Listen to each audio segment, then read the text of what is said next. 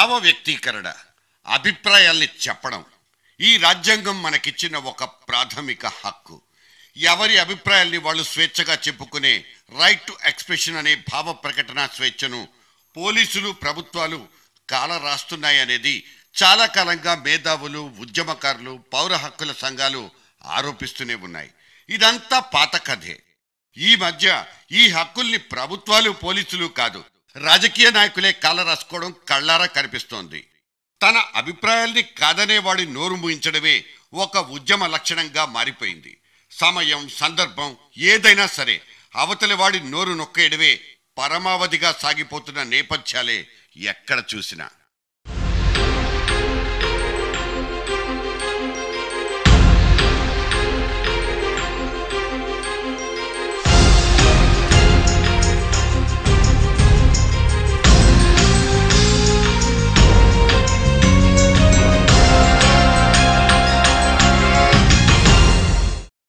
ఆవిడెవరో ఏదో పుస్తకం రాసుకుంది, అది అచ్చయింది. తమ మతం, మనోభావాల్ని, విశ్వాసాల్ని కించపరిచింది కాబట్టి ఆమె పుస్తకాన్నే కాదు, అసలు ఆమెనే నిషేధించాలి. ఇది కొంతమంది డిమాండ్. ఆ పుస్తక రచయితను హైదరాబాద్కు ఆహ్వానిస్తే ఇక్కడున్న ఒక ఎమ్మెల్యే తన అనుచర బృందంతో సభా వేదిక మీద దాడి చేసి నిర్వాహకులతో పాటు సదరు రచయిత్రిని సైతం మ్యాన్ హ్యాండ్లింగ్ చేసి పారేశారు.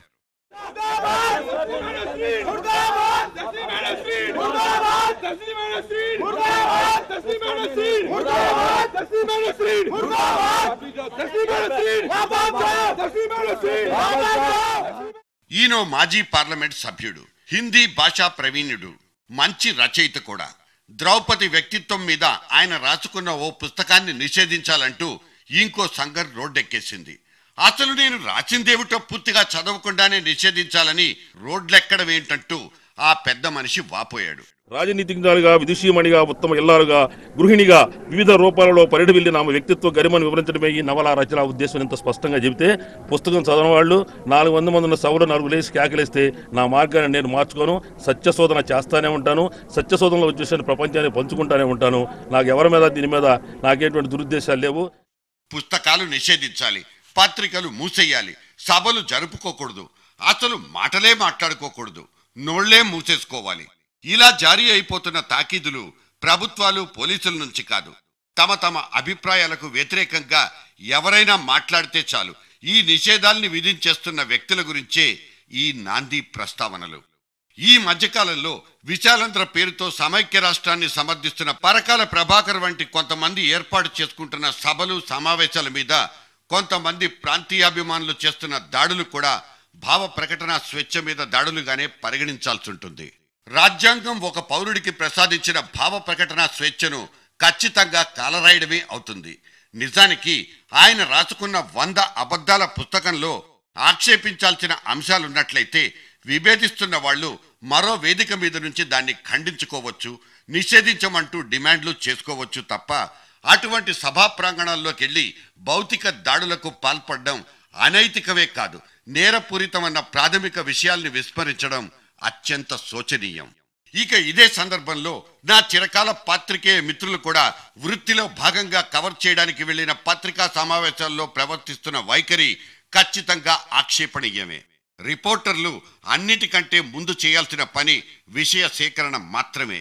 ఈ గీతలు దాటుతున్న వైనాలు వృత్తిని విస్మరించడమే అవుతుంది.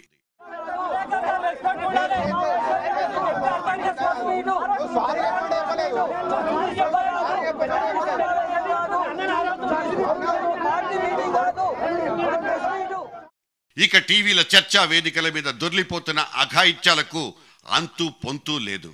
మాటల ఈటల్ని, పంచుల్ని, వాక్పటిమల్ని అవెప్పుడో దాటేశాయి. అసలు సభా మర్యాదల గీతల్ని, హద్దుల్ని, సంప్రదాయాల్ని అడ్డంగా కాళ్లతో చెరిపేసుకుని ఒకళ్ళ మీద మరొకళ్ళు కలబడిపోతున్న భీకర దృశ్యాలే ఏ రంగుడబ్బా చూసినా. జనానికి తమ పార్టీ అభిప్రాయమో లేక తమ అభిప్రాయమో తెలియచెప్పుకోవడానికి అద్భుతంగా ఉపయోగపడే ఈ టాక్ టైంను తిట్ల దండకాలకు వాడేసుకోవడాన్ని చూస్తుంటే దిగజారిపోయిన మన విలువలే సాక్షాత్కరిస్తున్నాయి. నిన్నటికి నిన్న టీవీ9లో ఈ నెల 7వ తేదీన ఇరుపక్షాలు తలపెట్టిన కార్యక్రమాల గురించి నిర్వహించిన ఒక చర్చా వేదికలో టీఆర్ఎస్ పక్షాన కూర్చున్న కార్నే ప్రభాకర్, అవతలి వైపు ఫోన్ లైన్లో నుంచి మాట్లాడిన తెలుగుదేశం ఎంపీ శివప్రసాద్లు ప్రయోగించుకున్న మాటలు బౌండరీల్నే దాటేశాయి. సదరు భావ వ్యక్తీకరణలో దొర్లిపోయిన కులం, నగ్నత్వం, బ్లూ ఫిల్ముల పదాలు విన్న తర్వాత మన సహనాలు చచ్చిపోతాయి. ఇక రెచ్చిపోయిన బాడీ లాంగ్వేజ్ల గురించి ఎంత తక్కువ మాట్లాడితే అంత శ్రేయస్కరం. వ్యాఖ్యాతలు, సంధానకర్తలు ఎంతటి సమన్వయాల్ని చేసినా ఉద్రేకాల్ని చల్లార్చలేని పరిస్థితి. అయ్యా వినండి, మూతి పనులు రాలగొడతాను కూడా నీ మూతి పనులు రాలగొట్టకుండా ఉండడానికి బట్టలిప్పి చూసేదానికి ఆనందపడుతున్నాడంటే బ్లూ ఫిల్మ్స్ చూసే అలవాటు ఉన్నట్టుంది. సుప్రసాద్ గారు మనం కొంత స్టాండర్డ్స్ మెయింటైన్.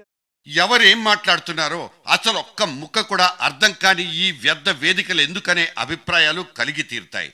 అయితే అందరి అభిప్రాయాలకు ఒక వేదికనిచ్చి అందరికీ అవకాశం ఇచ్చి ప్రేక్షకులకు అన్ని అభిప్రాయాల్ని వినిపింపచేయాలనే ప్రాథమిక లక్ష్యాల్ని మీడియా సంస్థలు కాదనుకోలేవు. అది సమంజసం కాదు కూడా.